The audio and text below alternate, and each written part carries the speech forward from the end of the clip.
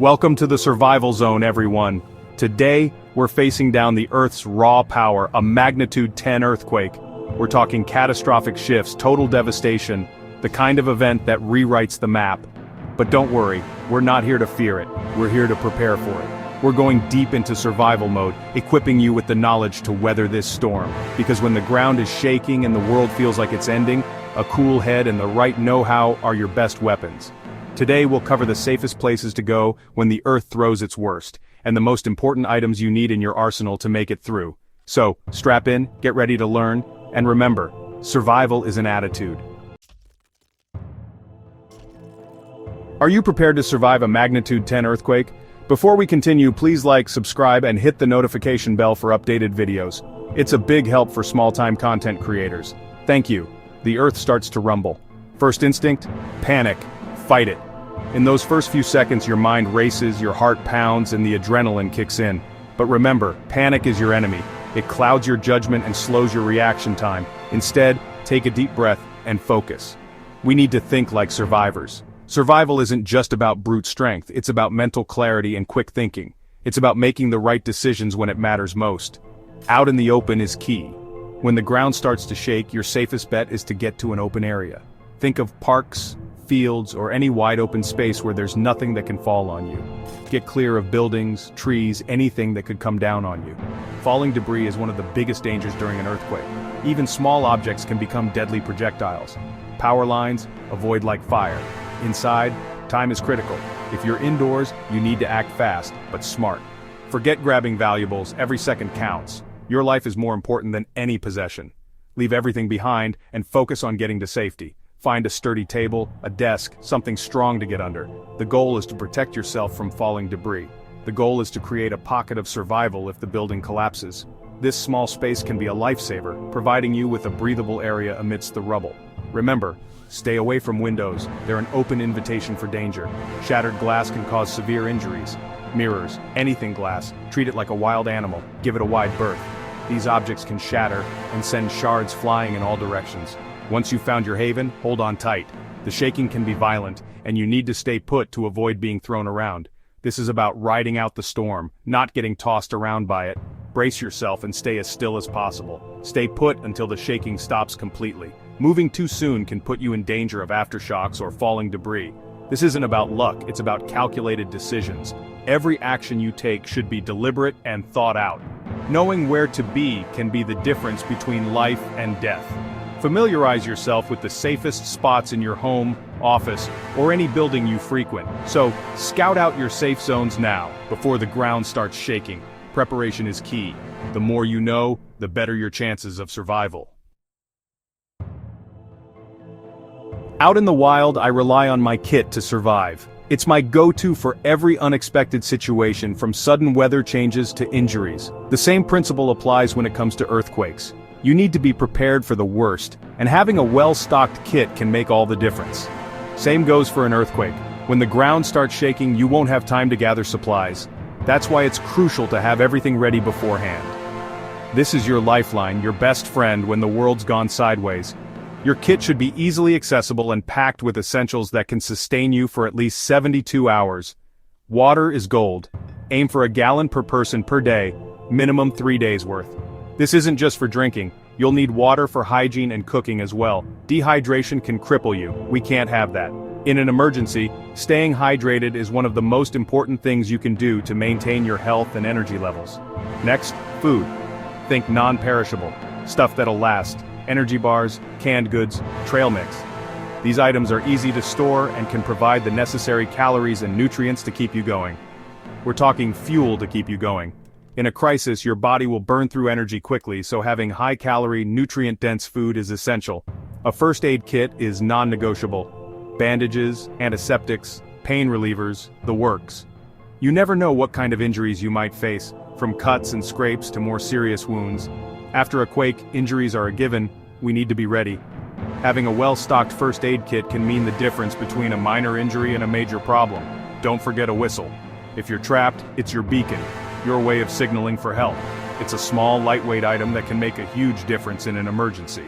A small item with a potentially life-saving impact. In the chaos following an earthquake, a whistle can help rescuers locate you more quickly. A flashlight is crucial. Power outages are guaranteed and you don't want to be stumbling around in the dark. Make sure you have extra batteries or a hand crank flashlight to ensure it works when you need it.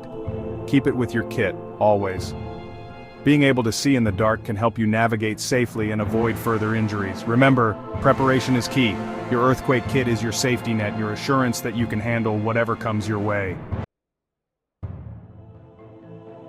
We've found cover, now we fortify. When an earthquake strikes, the first instinct is to find a safe spot, but finding cover is just the beginning. Once you're in a secure position, it's crucial to fortify your surroundings. This means being aware of potential hazards and taking steps to minimize risks. Windows, they may look out at the world, but they're also weak points. Stay clear. Glass can shatter easily, sending dangerous shards flying through the air.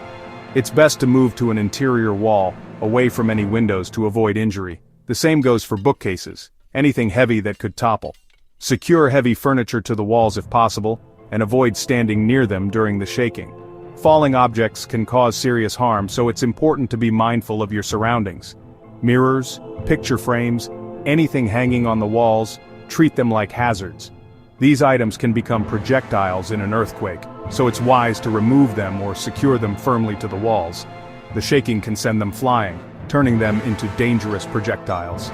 Even small objects can become lethal if they're thrown with enough force. Keep your head down and protect yourself from flying debris.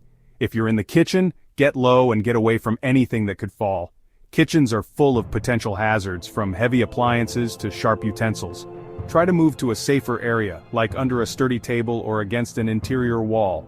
Pots, pans, they might be tools for cooking, but in an earthquake, they're hazards.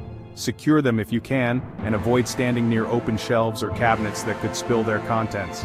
Remember the triangle of life? This concept suggests that the safest place during an earthquake is next to a sturdy piece of furniture, not under it. If the ceiling collapses, the furniture can create a survivable void. Find a sturdy object like a couch or a desk, and get close to it. This can provide a protective barrier against falling debris. Make sure the object is stable and unlikely to tip over. If the ceiling comes down, that space beside it could be your saving grace. The void created by the furniture can offer a pocket of safety, shielding you from the worst of the collapse. Stay put until the shaking stops completely. Moving around during the quake increases your risk of injury. It's safer to remain in your fortified position until the tremors have fully subsided. It might be tempting to make a run for it, but patience is key. Running can lead to falls or collisions with debris. Wait until the shaking stops before you move to a safer location. The ground is unpredictable during a quake. It can shift and crack without warning, making it dangerous to move around. Stay where you are and protect yourself until the shaking ceases. In the wild, I use my senses to stay aware. After an earthquake, information is your lifeline. A battery-powered radio, a must-have. It'll be your link to the outside world. Keep your phone charged. It's not just for calling loved ones. It's a source of news, emergency alerts, vital information. Know your local emergency frequencies. Write them down, memorize them, tattoo them on your arm if you have to. This is about being prepared. Be wary of rumors. Stick to official sources, government agencies, news outlets. Panic spreads faster than wildfire. Don't get consumed by it. Remember, knowledge is power. The more informed you are, the better equipped you'll be to make smart, life-saving decisions. The shaking has stopped. Silence. But the danger isn't over.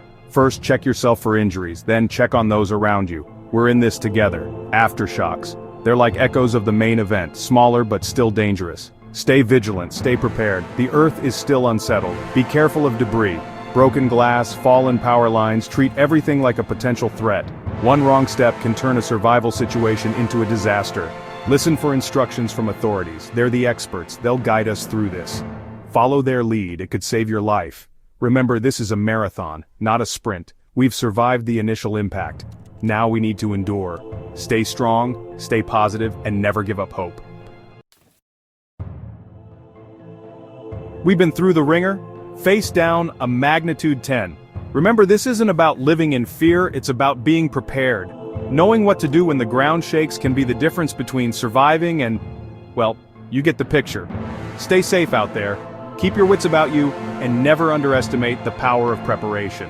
Because when it comes to Mother Nature, respect, is key.